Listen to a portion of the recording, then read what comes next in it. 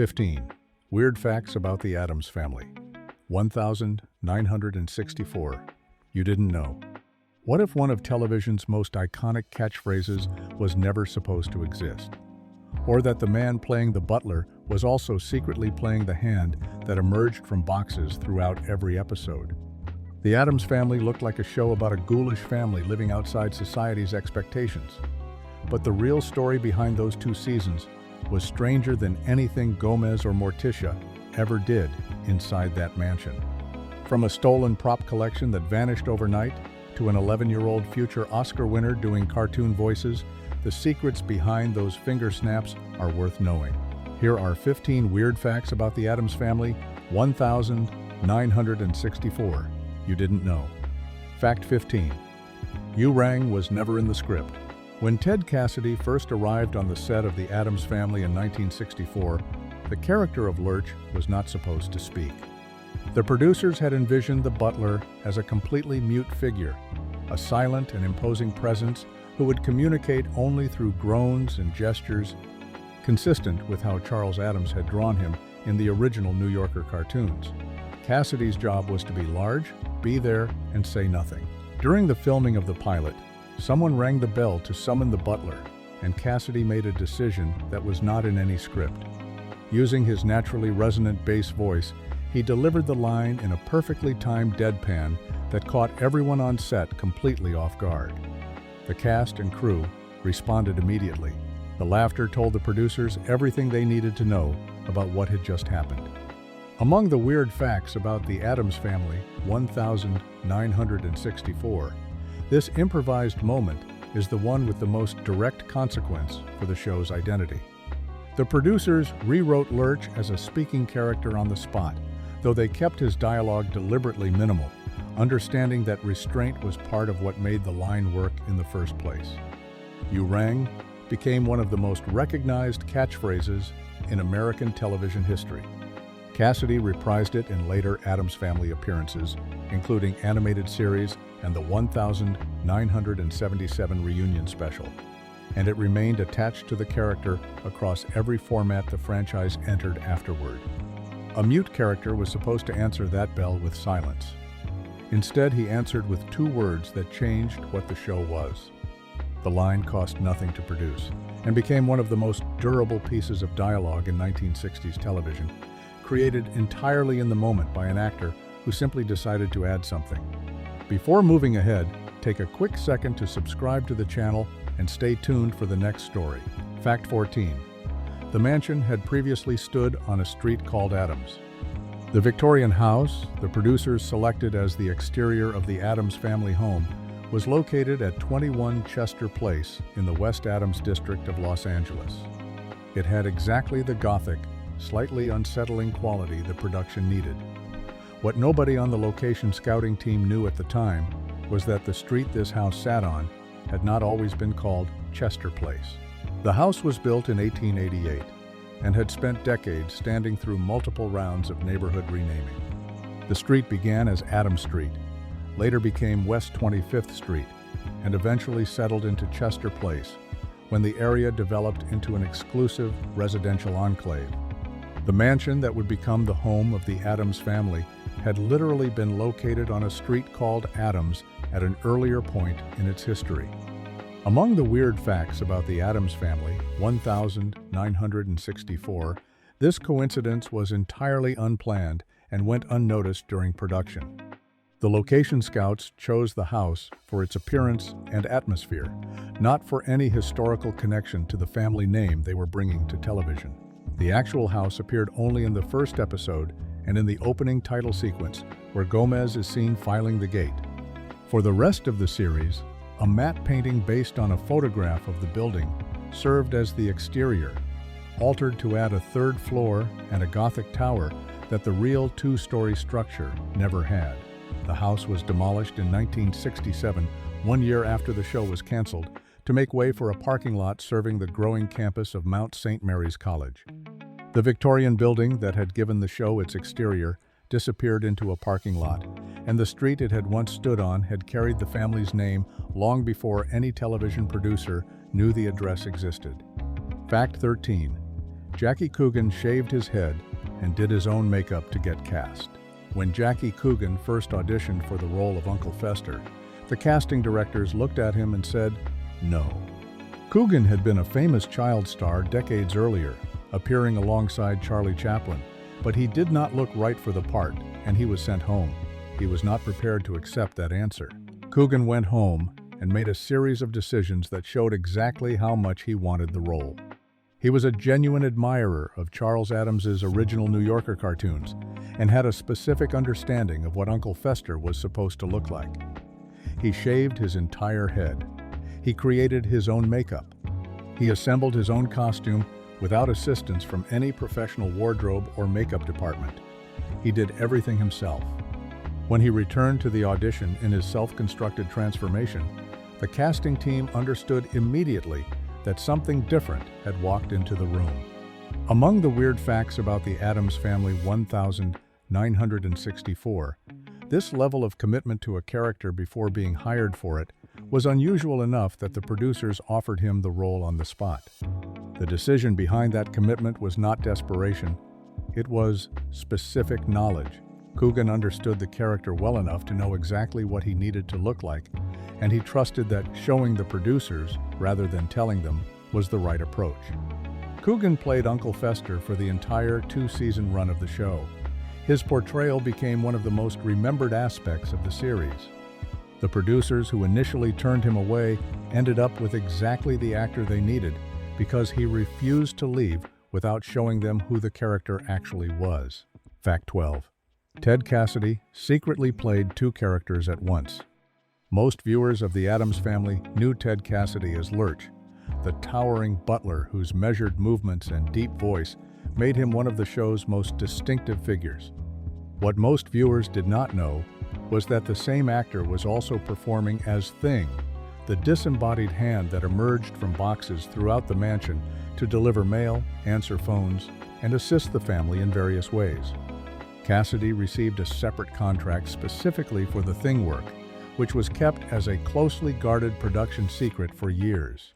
His commitment to the role went further than might be expected for a character whose entire screen presence consisted of a single hand. He would travel to the studio solely to perform as Thing in episodes where Lurch did not appear at all, making the trip just to extend his arm from a box for a handful of scenes. Among the weird facts about the Addams Family 1964, the logistics became complicated whenever both characters needed to appear in the same shot. Cassidy could not be Lurch and Thing simultaneously, which required a practical solution. Assistant director Jack Voglin would step in to operate as Thing whenever the script required both characters to share the frame. The arrangement meant that what appeared to be two separate entities was actually one actor and one assistant director working in coordination, with audiences never aware that the hand and the butler came from the same performer most of the time. Cassidy's willingness to make separate trips to the studio just to perform as a hand reflects something specific about his approach to the work. He took both roles seriously, regardless of how different their demands were, and the show's visual consistency across both characters was a direct result of that commitment. Fact 11. The set was decorated entirely in pink and teal. The Addams Family living room, as audiences imagined it, was a dark and shadowy space filled with Gothic furniture and ominous decor in appropriately gloomy shades. The actual set was painted bright pink with teal furniture, blonde wood accents, and gold detailing that would look more appropriate in a beach house than a haunted mansion. The explanation comes from the technical realities of black and white filming in the 1960s. Film stock of that era translated colors into shades of gray in ways that did not follow any simple correspondence between actual color and on-screen value. Set designers working in black and white had to choose colors based on how they would photograph rather than how they looked in person. Achieving the right range of dark and light gray tones on screen required using colors that bore no resemblance to what the scene was supposed to represent. Among the weird facts about the Addams Family 1964, this one was captured accidentally in 1964 when TV Guide photographed the set in full color and published an image showing the shocking reality of what Gomez and Morticia's living room actually looked like under normal light. The photograph revealed a space that bore no visual relationship to the atmosphere it created on screen. The pink and teal approach also had a practical benefit beyond achieving the right photographic gray values. Because the production was not constrained to actually dark colors, the prop department could draw from the studio's existing inventory of furniture and decorations from unrelated productions, including pieces from the recently completed musical film, The Unsinkable Molly Brown. The Addams Family's creepy interior was built partly from the leftover props of a completely different kind of movie, painted and filtered into darkness by a camera that turned everything into shades of gray, regardless of what it actually looked like in the room. Fact 10. ABC rejected the name Pubert as too sexual. When the producers sat down with Charles Addams in 1964 to assign official names to characters who had never been named in the original New Yorker cartoons, the conversation about the family's son produced a problem.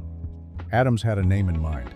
He wanted to call the boy Pubert, which was a deliberate play on the word puberty and consistent with the darkly comedic naming logic that produced Morticia and Fester.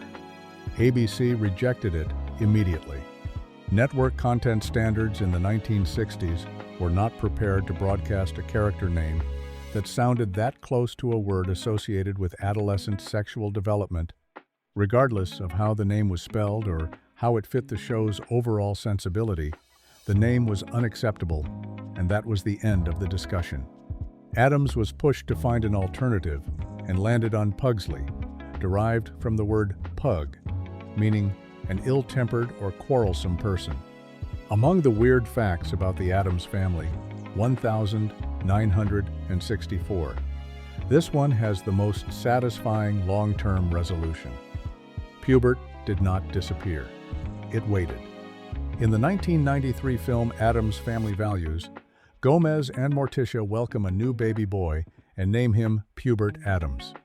The name that had been deemed too inappropriate for 1960s network television became a knowing tribute to Addams's original vision, in a film made 3 decades later, serving simultaneously as a joke for longtime fans and a correction of something that had been rejected for reasons that no longer applied.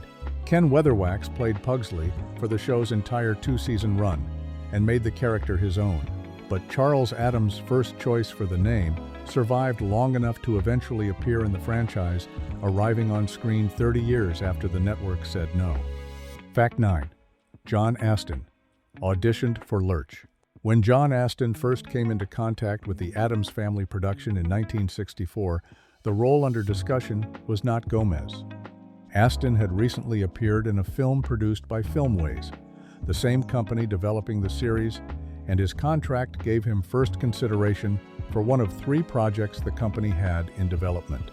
The role he was offered was Lurch. Astin could not make it work in his mind. The silent, imposing butler was a specific kind of performance that required physical presence and restraint as the primary tools. And Astin was honest with the producers about his doubts during a follow-up meeting with executive producer David Levy. He simply could not envision himself in that role, and said so directly. Among the weird facts about the Addams Family, 1964, the producers responded to that honesty by looking at Astin differently rather than dismissing him. They recognized that the energy he brought into the room fit a different kind of role better than the one they had originally offered, and they shifted the conversation toward Gomez. The decision to cast Astin as the family patriarch rather than the butler became one of the most consequential casting adjustments in the show's history.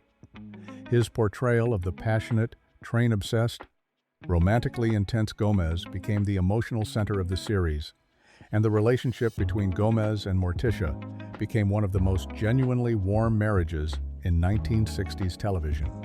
The role of Lurch went to Ted Cassidy, whose height and voice made him the obvious choice once Astin had stepped aside. Both castings were right.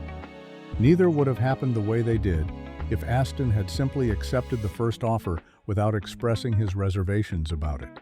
Fact 8. The composer sang all the backup vocals himself. The Addams Family theme song is one of the most immediately recognizable pieces of music in the history of American television. The finger snaps alone are enough to identify it. What most people who have heard it thousands of times do not know is that the harmonized vocals in the recording were all performed by a single person layered over himself 4 times. Vic Mizzy composed the theme and was also responsible for performing every vocal part it contained. The network wanted to reduce production costs wherever possible, and hiring multiple professional singers for the recording session was an expense that came under scrutiny. Rather than argue for a larger vocal budget, Mizzy solved the problem by recording himself singing the same lyrics repeatedly in different registers and harmonies, then layering those recordings together through multi-tracking to create the sound of a group performance. Among the weird facts about the Addams Family, 1,964. This budget constraint produced one of the more technically interesting recordings in television theme history. The only other voice in the theme belongs to Ted Cassidy, who contributed his deep bass interjections of neat, sweet, and petite at the end of each lyric line to give the song its final, eerie quality. A cost-saving measure became one of the more creative production decisions in the show's audio history. Mizzy did not simply replicate the same vocal take. He adjusted his approach for each layer to create genuine harmonic variation across the recorded parts. The result has been instantly recognizable to multiple generations of viewers since 1964. What sounds like a small chorus was one man and a butler, assembled in a recording studio with a multi-track setup and enough takes to build something that still works 60 years later. Fact 7. Cousin Itt was invented for television. Cousin Itt is such a thoroughly Addams Family presence that most people assume the character originated in Charles Addams's original New Yorker cartoons alongside the rest of the family. The character did not exist in those cartoons. It was created specifically for the television series by producer David Levy and did not appear until episode 20 of the first season. Levy had encountered a single-panel sketch that Addams had drawn, showing a hairy figure on the telephone with a caption identifying the caller as It. The sketch was a standalone image rather than a character with any established history, but Levy found it compelling enough to develop into something recurring. What emerged was a diminutive figure entirely covered in floor-length hair, typically accessorized with a bowler hat and round sunglasses, who communicated exclusively in high-pitched gibberish that only the Addams Family could interpret. Among the weird facts about the Addams Family, 1,964, actor Felix Silla, who stood 3 feet and 6 inches tall, was cast in the role at an open audition without being required to audition formally. He attended the casting call and was offered the part on the spot. The original costume was constructed from real human hair, which the crew determined was a safety hazard given how common smoking was on set at the time. The material was replaced with a fire-retardant synthetic alternative before filming began. Cousin Itt's reception was strong enough that Charles Addams incorporated the character into his later comic strips, which made the television invention a permanent part of the original source material rather than an adaptation of it. A character created for a network sitcom ended up influencing the cartoons that had inspired the sitcom, which is a reversal of the usual relationship between adaptation and source. Fact 6. Most of the props were stolen after cancellation. When the Addams Family wrapped production in 1966 after 2 seasons and 64 episodes, the set at General Service Studios in Hollywood was left standing with all its contents. The production had accumulated a genuine collection of unusual objects over the course of the show, including taxidermied animals, medieval props, antique furniture, suits of armor, and purpose-built items that existed nowhere else in the world. The most frequently cited pieces from the prop inventory included a mounted swordfish head with a human leg protruding from its mouth and a stuffed, 2-headed giant tortoise. These were not manufactured items that could be reordered or replaced. They were specific objects that had been sourced from antique dealers or constructed by the prop department and had no duplicates anywhere.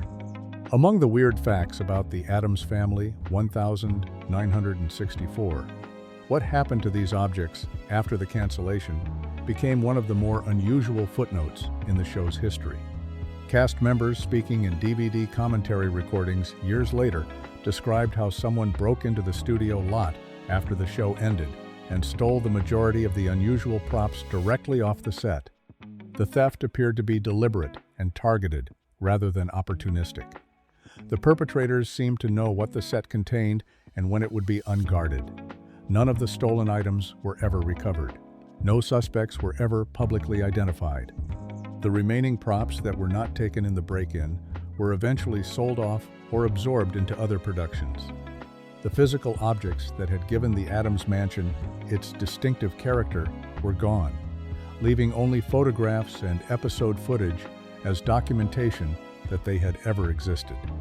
The swordfish head, the two-headed tortoise, and everything else that made the mansion look the way it did are simply missing, and have been for nearly 60 years. Fact 5. The show and the Munsters had a guest star embargo. The Addams Family premiered on ABC on Friday, September 18, 1964. 6 days later, on Thursday, September 24th, CBS premiered The Munsters. Both were black and white sitcoms about unusual families living in large Gothic houses, and both arrived on American television within the same week of the same fall season. The timing was not coincidental. Both networks had made similar programming bets simultaneously and found themselves in direct competition. The rivalry between the two productions extended beyond ratings. Both shows made a deliberate decision to avoid casting any guest star who had appeared on the competing series. If an actor worked on The Munsters, they were effectively excluded from working on The Addams Family, and the same applied in reverse. This was not an unspoken understanding. It was an active effort maintained throughout both shows' runs.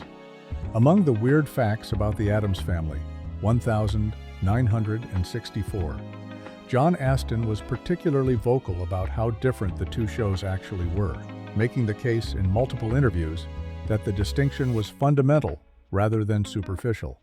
His argument was that the Munsters were literal monsters, physically transformed beings who were otherwise entirely conventional in their values and behavior.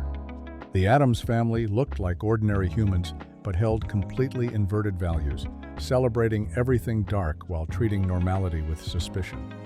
The public never fully absorbed this distinction. Both shows were canceled during the same week in 1966, which gave the rivalry a symmetrical ending that nobody had planned.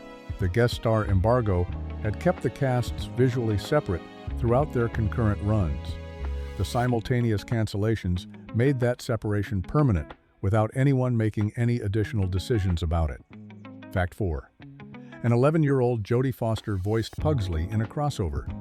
In 1972, 6 years after the original series ended, the Addams Family crossed into animation through an episode of the new Scooby-Doo movies, in which the family joined forces with Scooby and the Mystery Gang. Most of the original live-action cast returned to voice their animated counterparts, including John Astin as Gomez, Carolyn Jones as Morticia, Jackie Coogan as Uncle Fester, and Ted Cassidy as Lurch. The children needed to be recast for the animated format, and an 11-year-old girl named Jodie Foster provided the voice of Pugsley. Foster was already working as a child actress at that point and had appeared in various television productions, but she was not yet a name that most audiences recognized. The crossover episode served as a backdoor pilot for a standalone Addams Family animated series that premiered in 1973, and Foster continued voicing Pugsley across all 16 episodes of that short-lived run. Among the weird facts about the Addams Family 1964, this early voice acting work represents one of the only animated credits in a career that would go on to produce 2 Academy Awards for Best Actress, for The Accused in 1988 and The Silence of the Lambs in 1991. The animated characters were drawn in the style of Charles Addams's original New Yorker cartoons, rather than as caricatures of the live-action performers, which gave both the crossover episode and the subsequent series a visual identity closer to the source material than the television show had used. An 11-year-old doing cartoon voice work for a show about a ghoulish family in the early 1970s is a straightforward piece of child actor employment history. The detail that the child was Jodie Foster is what makes it worth knowing about. Fact 3. Ted Cassidy spent his childhood ashamed of his height. Ted Cassidy stood 6 feet and 9 inches tall, and that height became the foundation of his entire acting career. The towering presence that made Lurch immediately recognizable, the physical authority he brought to every scene, the way he filled the frame differently from everyone around him, all of it came from a body that had made his early life genuinely difficult. Growing up in Philippi, West Virginia, Cassidy was not simply tall for his age. He was so far outside the normal range that he was playing on high school football and basketball teams at 11 years old, simply because he was already large enough to compete with teenagers several years older than him. The advantage in sports came with the cost of feeling constantly out of place among peers he did not physically match. Among the weird facts about the Addams Family 1964, this personal history gives a specific texture to what the role of Lurch represented for the actor. The thing that had isolated him growing up, that had made him feel like an outsider in every room, became the defining professional asset of his career. Producers in the 1960s specifically sought him out for unusual character parts because of his height. Lurch transformed what had once been a source of embarrassment into something that millions of viewers associated with warmth, dry humor, and a specific kind of lovable strangeness. Before acting, Cassidy had worked as a radio DJ in Dallas and made occasional appearances on local television. It was not until the character parts began coming that his height became an advantage rather than a complication. The insecurity that followed him into adulthood became, through the specific alchemy of one well-cast role, something he was remembered for, rather than something he was defined by. That reversal does not happen easily and does not happen often. Fact 2. Cousin Itt was played by an actor who got the role without auditioning. Felix Silla attended an open casting call for the Addams Family and was offered the role of Cousin Itt before he finished the audition process. He had walked in, the producers looked at him, and the decision was made. Silla stood 3 feet and 6 inches tall, which was the primary qualification for a character whose entire visible form was a costume of floor-length hair that needed a person small enough to disappear completely inside it. The costume itself went through a significant revision before filming began. The initial construction used real human hair, which had been sourced and assembled to create the character's distinctive appearance. Someone recognized that the combination of real hair and the amount of cigarette smoking that happened on set represented a fire hazard serious enough to require a change. The real hair was replaced with a fire-retardant synthetic material before cameras rolled. Among the weird facts about the Addams Family 1964, Silla's lack of a formal audition was not particularly unusual for a role where the physical requirements were so specific. The character's entire screen presence was the costume. The person inside it needed to be mobile, comfortable, performing in severely restricted visibility, and the right size to make the hair proportions work.